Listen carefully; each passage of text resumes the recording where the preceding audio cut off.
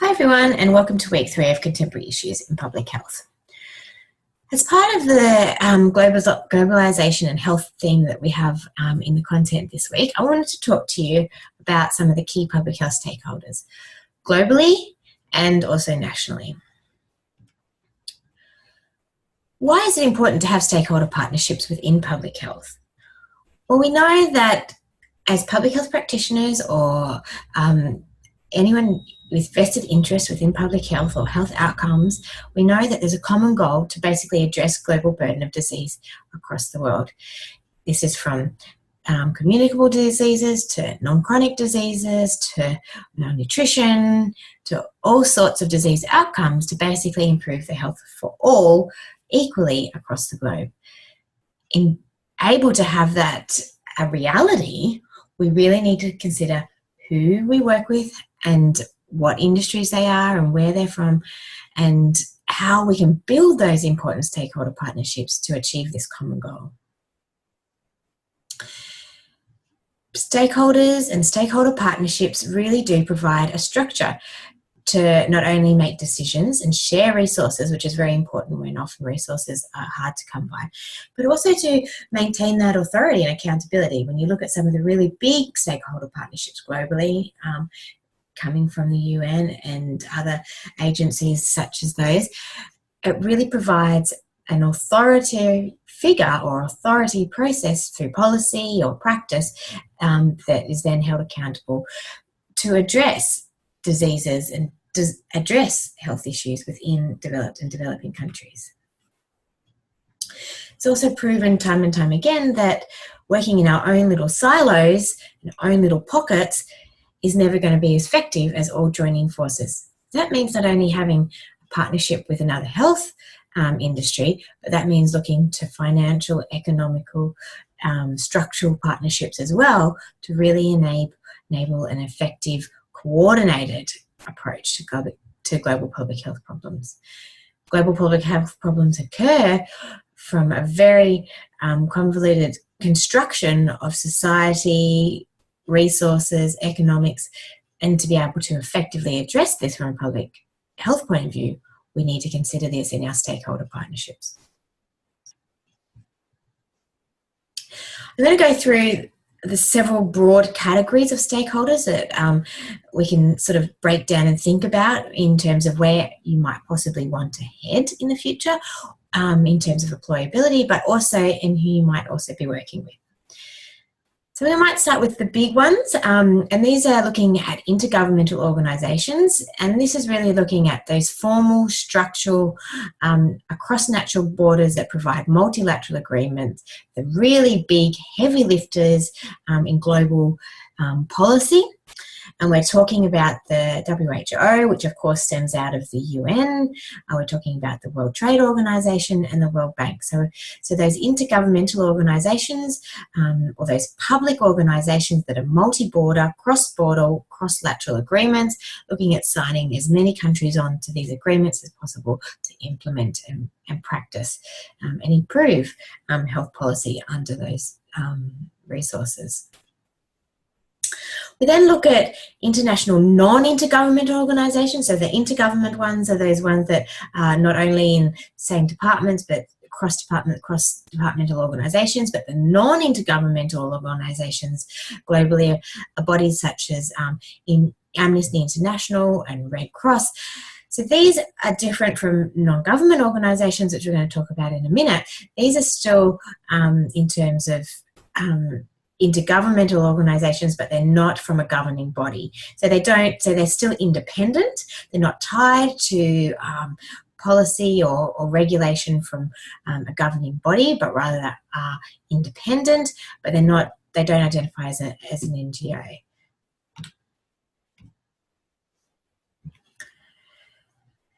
We then have multinational corporations, and like I said, stakeholders from every field of discipline, be it financial, be it health, be it structural. So it's important to not only have those government bodies that might be impartial in terms of profit or impartial in terms of decision and just looking at the health of individuals, but it's important to invite those multinational corporations to the table as well.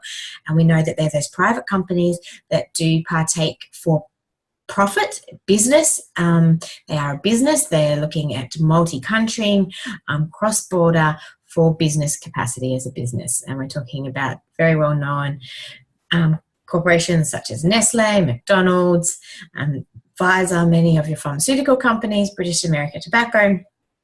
But like I said, we can't see these companies as the enemy, even if they do partake in unethical practices that have debilitating public health outcomes. We need to have them have a seat at the table as well. These are important partnerships to try and improve their capacity and their understanding of public health issues, and often they have the resources. So coming from their resource-rich environment is often quite a positive influence on public health as well. Then we have our non-government organisations, as I was talking about, so they're not affiliated with a government or state, and they're not for profit as well. So very familiar sort of names such as Save the Children, Oxfam. This domain is a vast sort of world of organisations. Governance and accountability is a little bit questionable often in this sphere. You know, there has been scandals recently involving both those organisations that I've listed there, and that's where being separated from government does have its negatives, does have its cons in terms of accountability and transparency, but then on the other side it can have a lot of positives as well. They can move in realms that are constrained in the government sphere. So like I said, many seats at the table and need to come from many directions.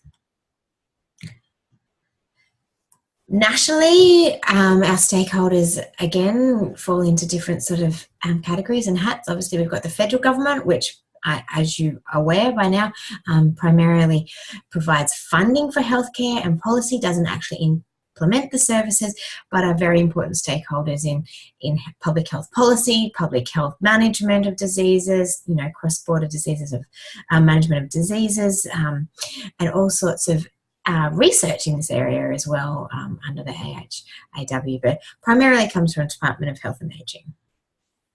State governments, again, funding and policy, but also services. So they're that implementation. They're the ones that are actually delivering the vaccination programs. They're the ones that are delivering the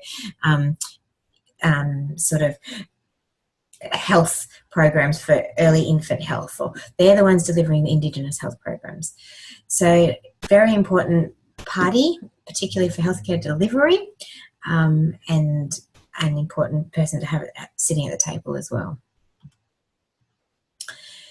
You also have advocacy bodies. So these can also be NGOs, or they can just partake as not-for-profit, but just primarily in the advocacy space. So this might be specifically for an actual health condition, such as autism, or it could be for sort of an issue, a public health issue such as domestic violence. So again, their main agenda is that specific cause. They might go in for policy advocacy, they might go in for patient-centered advocacy, or they might go in for sort of health service access advocacy. But their stakeholders, their vested interest is the patients or outcomes and the impact of those on individuals. And also not forgetting tertiary institutions, obviously, that provide very important academic and research, which is the forefront of a lot of these public health issues. Without the vaccination development, without the knowledge coming through tertiary institutions, and then inviting them at the table for their knowledge and input in management of these issues or public health cases is very important, such as obviously Western Sydney University. So we're just going to have a little bit, I'm going to put a few of these stakeholders in the spotlight, so to talk, and just to give you a little bit of an idea. I also highly recommend that you jump online. If you're interested in a particular stakeholder, jump online, have a look where they head. Are there graduate programs that are available for you to fast track into these? Where do they work? What are their actual capabilities? So let's start off with the big one, WHO. So WHO did begin sort of post-Second World War. It was basically, it's a branch of the United Nations, which also came out of Second World War and the atrocities of war, and how to prevent that happening again. And part of that is looking at health and health access, which is where WHO began. And it's expanded now to be, across 7,000 people working across 150 countries. And it really is the cornerstone for advocacy and also investment in universal health coverage for all, addressing health in developing countries and helping with the reduction of communicable diseases and non-communicable diseases in developing and developed countries. We've got the World Bank. So the World Bank is also started around a similar time, and it comes more from the standpoint of addressing poverty. So it initially started up by a bank with cheap loans to developing countries, and the ideology behind it is, of course, increasing economic capabilities within a country, increases the rise of the population and lift out of poverty. So really their central core business is helping countries move from that developing into a developed or moderately developed status, which then in turn obviously lifts the health status of that population as well. And they're committed to achieving universal coverage of health along with WHO. So they're governmental organisations now looking at the more NGO or non-government, non-intergovernment organisations, and a major player in this space is Médecins Sans Frontières, crucial in non-biased delivery of healthcare to all, very much upholding that ethos that health is a human right. All individuals, no matter culture, beliefs or conditions, are entitled to health, and then facilitate the delivery of this in developing countries, war-torn countries, to the most vulnerable populations.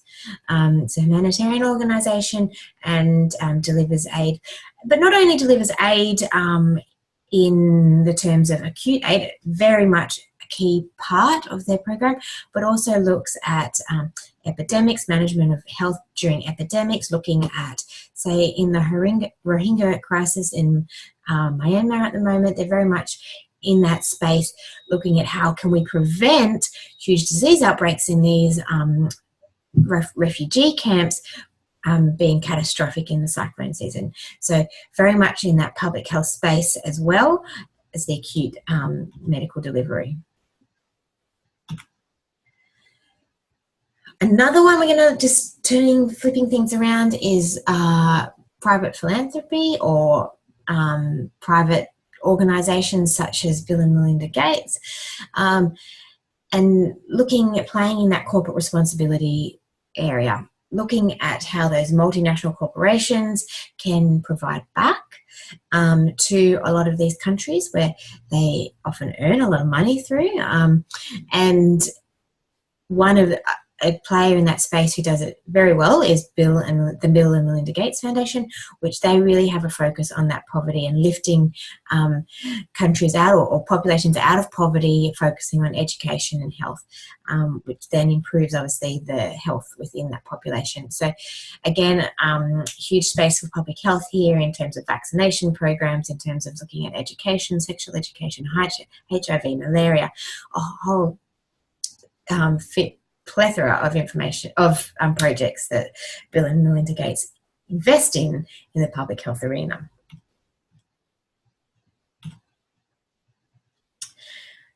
Focusing a little bit more locally now, and this is the Alana and Madeline Foundation. So I'm now looking at sort of NGOs within Australia and how they play into the local public health space. And obviously this is a private NGO that was set up after the tragic loss of Alana and Madeline in the Port Arthur massacres. And their key focus really is looking at keeping children free or safe from violence. So they really look at protection of children, or how children may be experiencing violence, and that's not just physical violence, but that's through bullying or cyberbullying as well. And so again, from a public health perspective, they're looking at that maternal health, infant maternal health sphere, building programs to enable or prevent abuse and bullying and violence, resulting in adverse health outcomes for children. And then, of course, the Australian Institute of Welfare is a major stakeholder within our public health industry here in Australia. They are the data hub, and we talked about big data last week, and they are really the number crunchers in terms of what are the health outcomes for Australia? What are the public health spot points? Where are the NCDs increasing? What is Indigenous health? They are the powerhouse for that information, and working with the Australian Institute of Welfare, or having a place within the Australian Institute of Health and Welfare is really where fundamental policy and public health policy comes from in Australia. So my question to you is, who do you need sitting at your table for your assignment? So we need to start thinking about that for assignment 3 when you're developing your recommendations that you have determined in project 2, assessment 2. So in assessment 3, you need to identify who you want sitting at the table, who's going to be important to implement this. And my take-home message really is, don't just think about health, think wider than health. Who is going to enable this project to reach as many people in as many different fields as possible to have maximum impact? There's also a chance for you to think about your future. Do you see yourself sitting in any of those stakeholder roles? Where are your interests? Is it developing countries? Is it developed countries? Is it policy? Where would you like to go with your public health career? And looking at what might surprise you in terms of where public health roles can take you, and which stakeholder organisations there are out there, something that you might find useful to think about where you want to head with your career in the field. Thanks everyone. I'll see you for the next video shortly.